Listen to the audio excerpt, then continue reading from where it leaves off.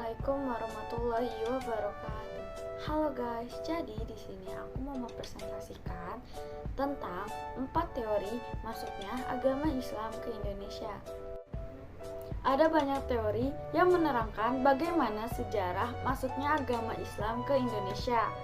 Nah, dari semua teori tersebut, kebanyakan menggambarkan Islam masuk pada masa awal-awal Hijriyah atau sekitar tahun 700 Masehi pada masa kekhilafan Islam di tanah Arab.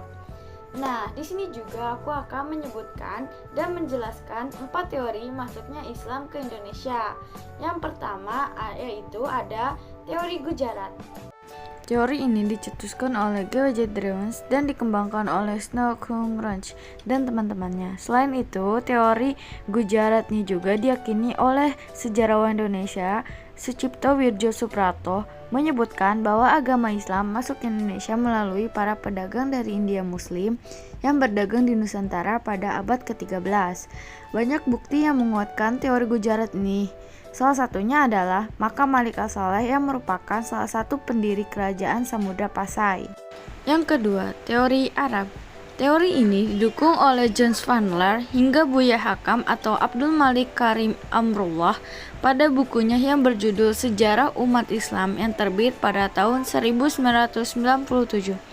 Buya Hakam menjelaskan bukti-bukti masuknya agama Islam di Indonesia yang berupa sumber dari naskah kuno Cina yang menyebutkan bahwa sekelompok bangsa Arab yang bermukim di pesisir barat Pulau Sumatera pada tahun 625 Masehi.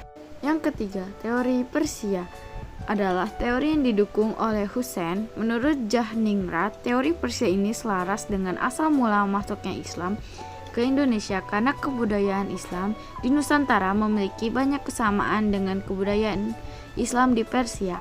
Salah satu contoh kebudayaan Islam di Nusantara yang mirip dengan kebudayaan Islam di Persia adalah kaligrafi-kaligrafi yang ada di makam batu nisan di Nusantara.